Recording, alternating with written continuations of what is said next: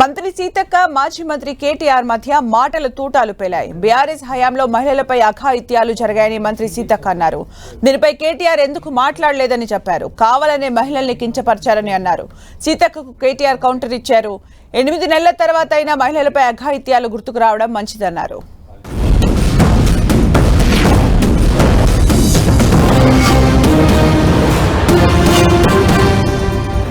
2014లో 14,000 కేసులు ఉంటే 2022 వరకు 22,000 కేసులు మహిళల మీద, అంటే మహిళా నేరాల గురించి నేషనల్ క్రైమ్ బ్యూరో రికార్డ్, కేంద్ర ప్రభుత్వం చెప్పేటువంటి రికార్డ్స్ అవి ఉన్నాయి.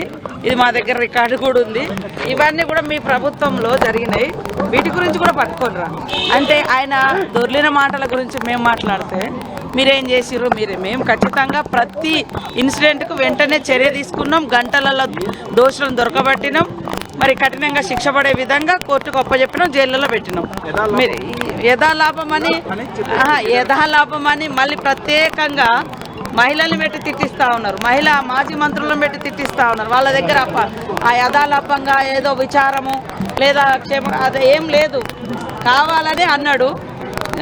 మహిళలందరూ రివర్స్ అయ్యేసరికి వెనుక పోయినట్టుగా ఏదో డ్రామా చేశారు. ఇన్ని రోజులు 8 నెలలు గవర్నమెంట్ ఉన్న తర్వాత మొత్తానికి మంత్రి గారికి మహిళల మీద జరిగిన అఘాయిత్యాలు గుర్తుకొచ్చినందుకు, ఇప్పటికైనా గుర్తుకొచ్చినందుకు మంచిదే. మహిళా కమిషన్ కానీ ప్రభుత్వం కానీ చేయాల్సిందేంది.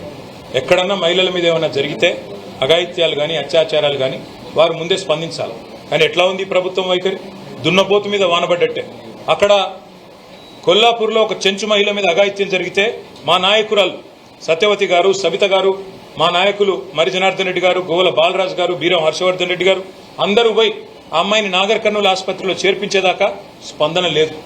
అదేవిధంగా మొన్న షాద్ నగర్లో ఒక దళిత మహిళ మీద అక్కడ పోలీసులు అఘాయిత్యం చేస్తే దాని మీద స్పందన లేదు. ఒకటి కాదు, ఇవాళ చెప్పమంటే ఎన్ని అఘాయిత్యాలు, ఎన్ని అత్యాచారాలు జరుగుతున్నాయో తెలంగాణలో 8 నెలల్లో మీరే మీ కళ్ళ కట్టినట్టు చూడొచ్చు. హైదరాబాద్లో మర్డర్లు అవుతుంటే ఆపేసి తెలివి లేదు.